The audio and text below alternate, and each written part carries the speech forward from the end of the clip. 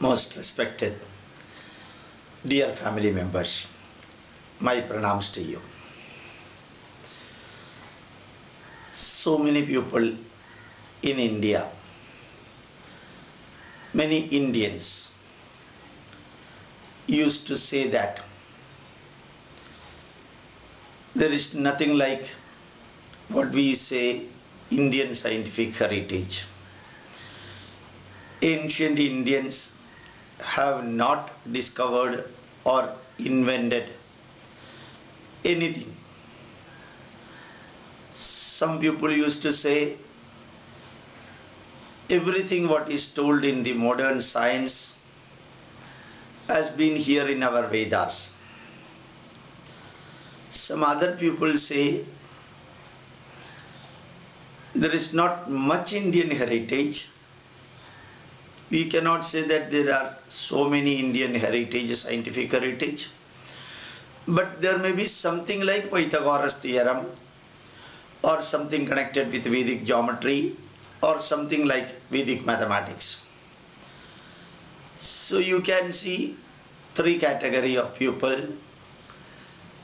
One group telling that everything existed in India, another group telling that nothing existed in India, and a third group telling that there was something but not the so-called science and technology.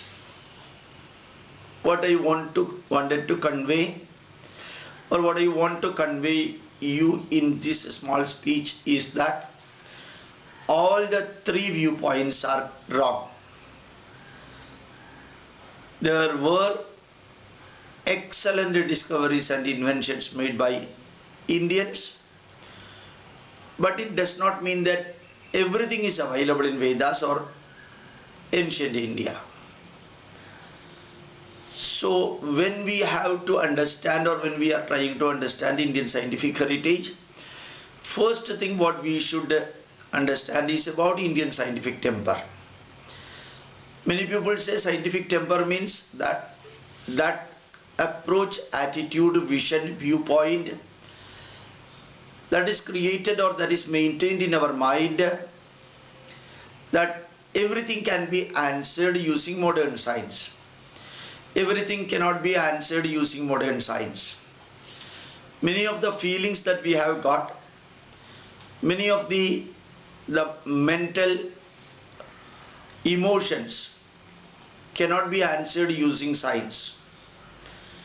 Maybe we can say I am getting angry because of the particular hormones generated in my brain or in my body.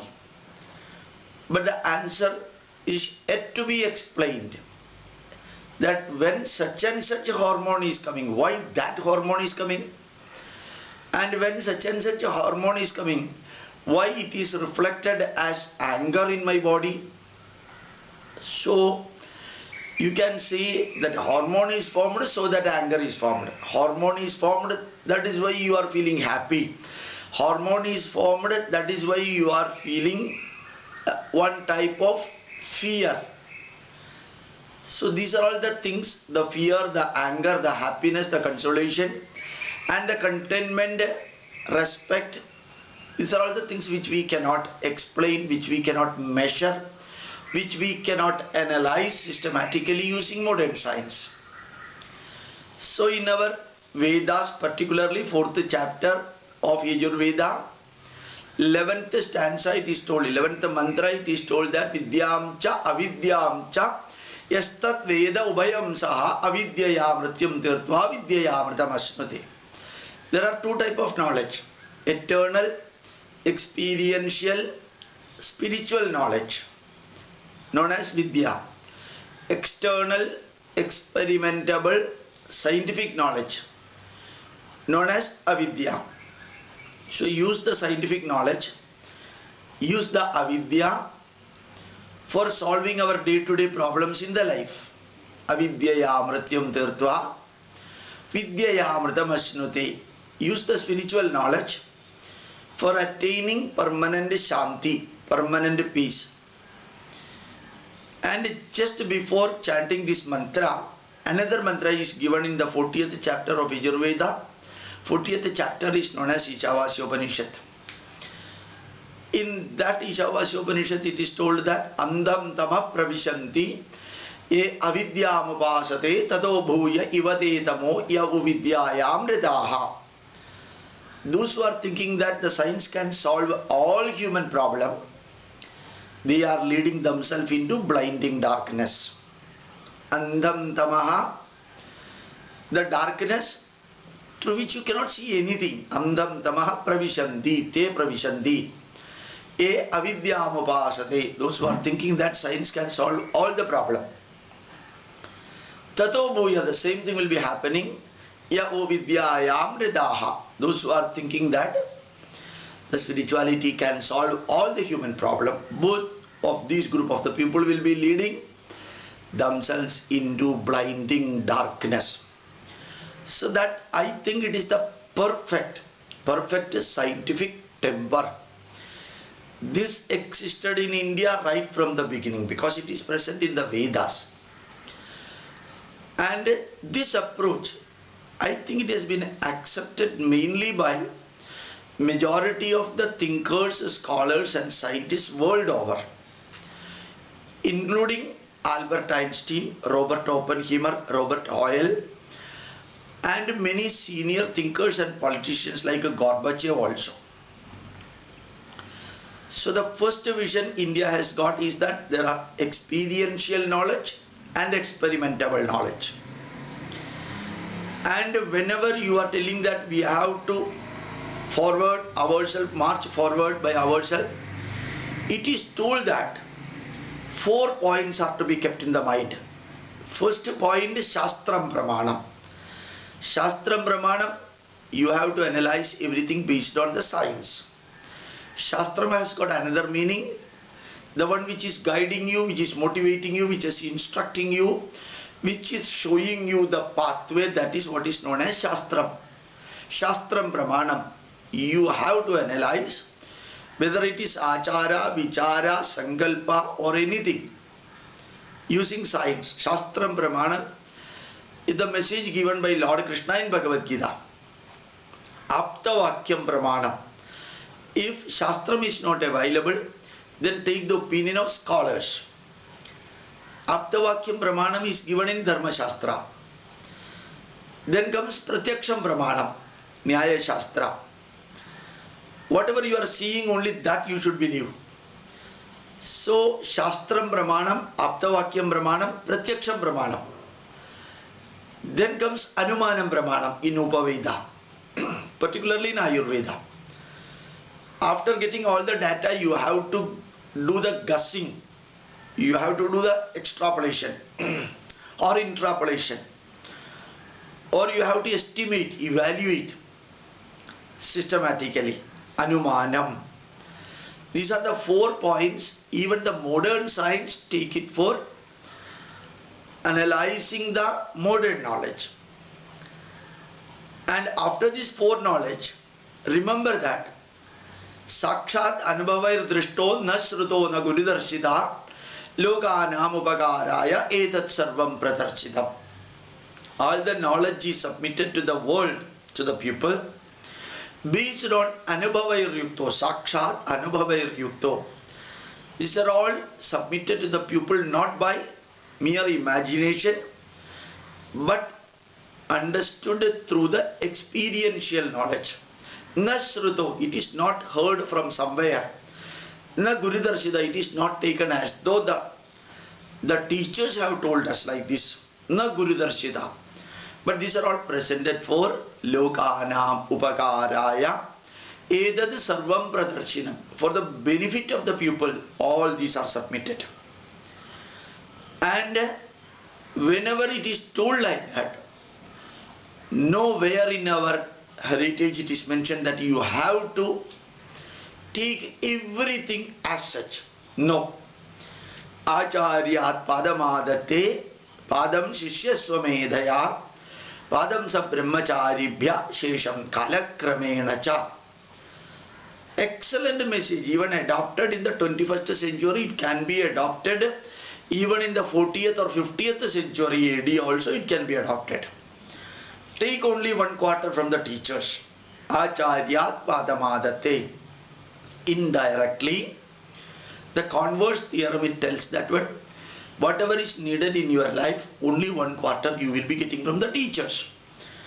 Padam Shishya Swamedhaya. Make 1/4 by yourself. Or whatever is needed in your life, for which only 1/4 you have to make by yourself. Only you can make 1/4. Padam sa brahmacharibhya. The 3/4 you have to make, or you will be getting from the surroundings, from others, colleagues, friends, from TV, from radio, from newspaper, from weekly, from monthly, and so on. Shesham kalakramena cha. The last 1/4 you will be getting only during the process of living. The last 1/4 you have to acquire when you are marching forward in your life. So remember, Acharyat Padamadatte, Padam Shishyaswamedhaya, Padam sa brahmacharibhya, Shesham kalakramena cha. Nowhere in our heritage it is told that you have to blindly follow the Vedas, you have to blindly follow the Ramayana, you have to blindly follow your Guru, you have to blindly follow whatever is told by our forefathers. Take only 1/4 and make by yourself 1/4. The 3/4 from the surroundings and from the colleagues, and the last 1/4 during the process of living. What is meant by during the process of living? By addition, deletion, modification and correction. You add from wheresoever good knowledge available. Ano badraha kratavo yantu vishwadaha. Let noble thoughts come towards us from all over the world. From all over the world, let the noble thoughts come towards us. They never said, let noble thoughts come towards us only from Vedas. Our forefathers never said that one, let noble thoughts come towards us only from Vedavyasa. They never said. And they never said, let noble thoughts come towards us only from India. That also they did not say. Ano bhadraha kratavo yantu vishwadaha. So you have to add. Some of the things you have to delete. Brahmo va, brahmajo va, ko va, yo va, satyam, satyam ityeva satyam. Whether it is told by Lord Brahma or the father of Lord Brahma, let it be anybody, let it be from wheresoever. You have to take if and only if it is truth, fact and essence. Satyam, satyam ityeva satyam. What is satyam? Satyam means truth, satyam means fact, satyam means essence. If and only if it is truth, then only you take it. So addition, deletion. Some of the things you have to modify. How to modify all these things? Nagagrandanena sarvam kashnaya samvijnadam kashnaya samityeva satyam. In Chandogya Upanishad it is told that if something is told about a nail cutter means the cutter used for cutting the nails. Nagagrandanena sarvam kashnaya samvijnadam.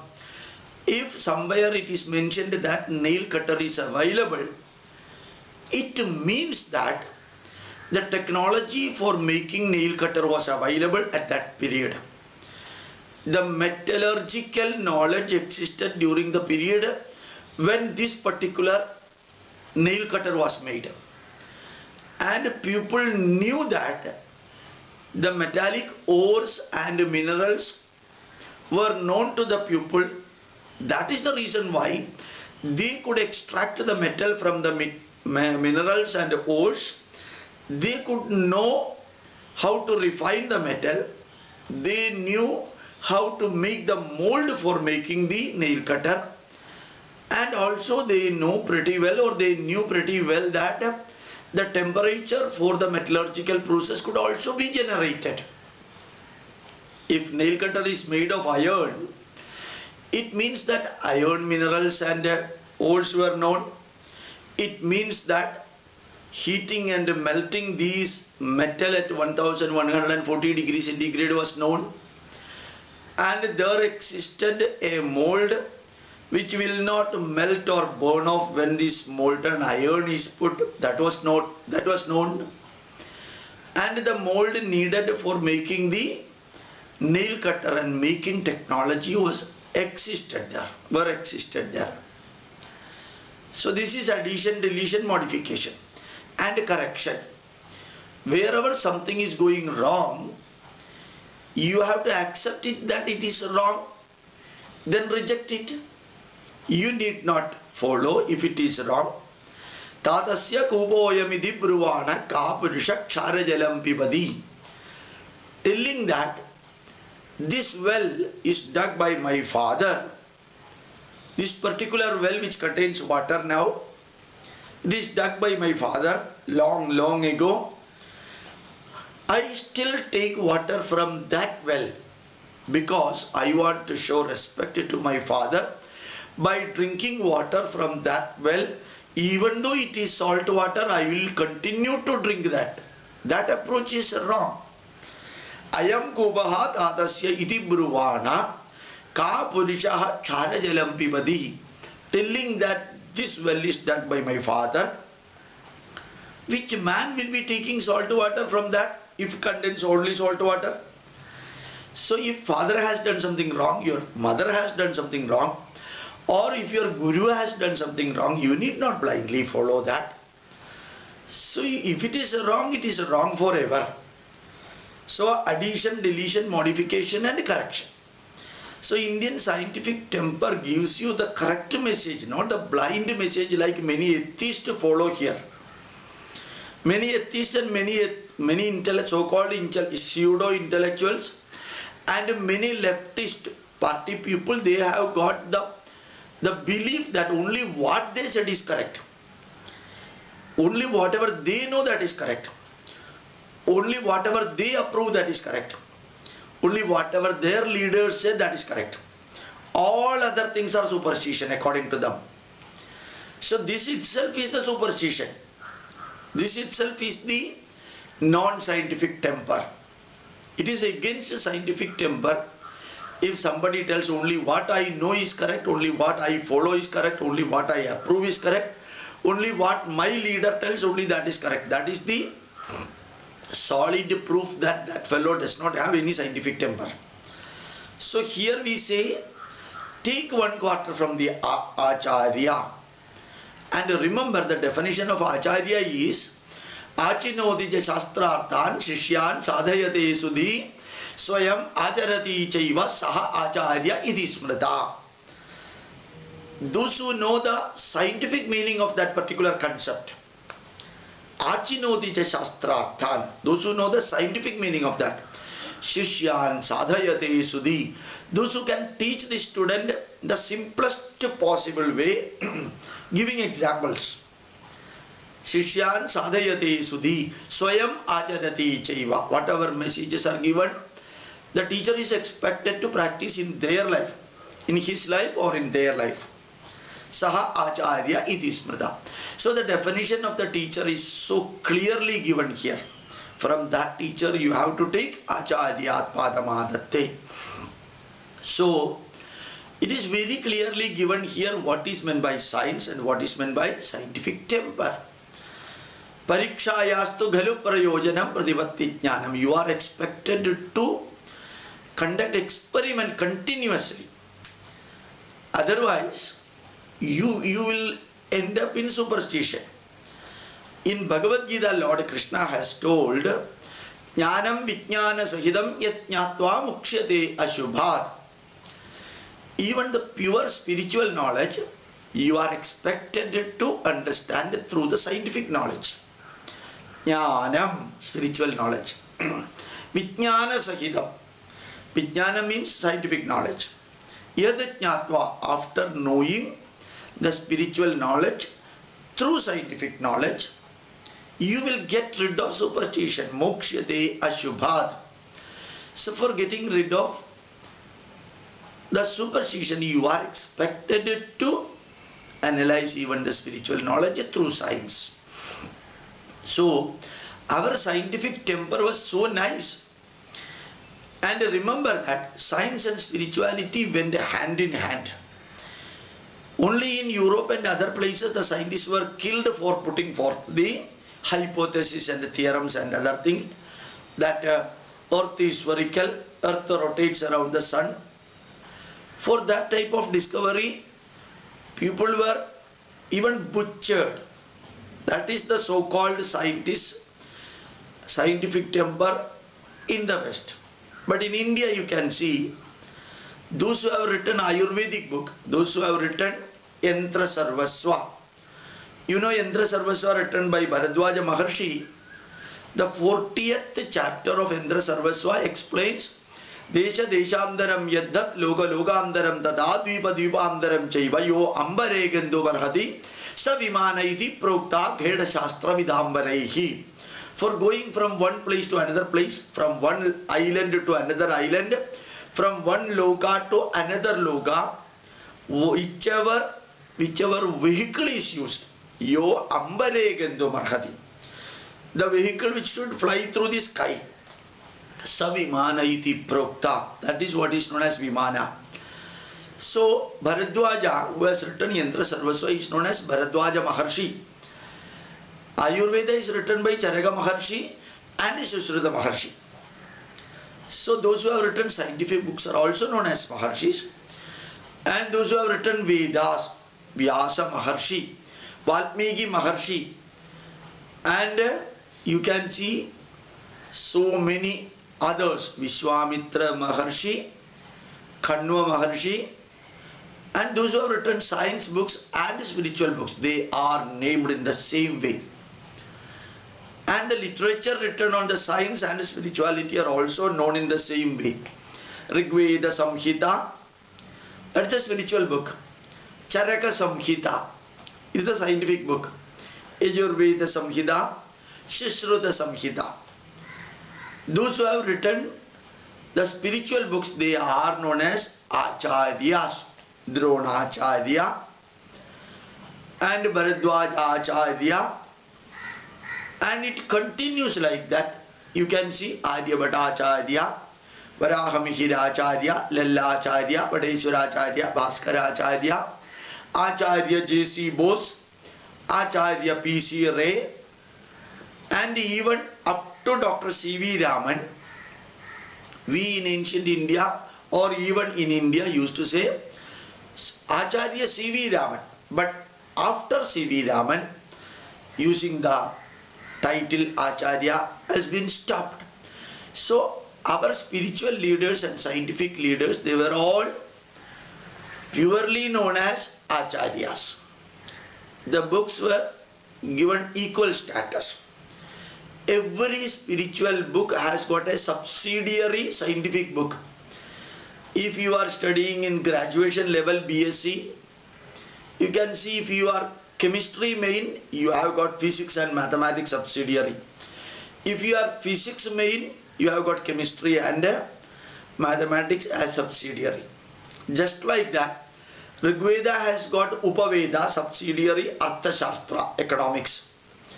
Yajurveda is a spiritual book which has got a subsidiary that is known as the science of archery. And Samaveda has got the Gandharva Veda as subsidiary.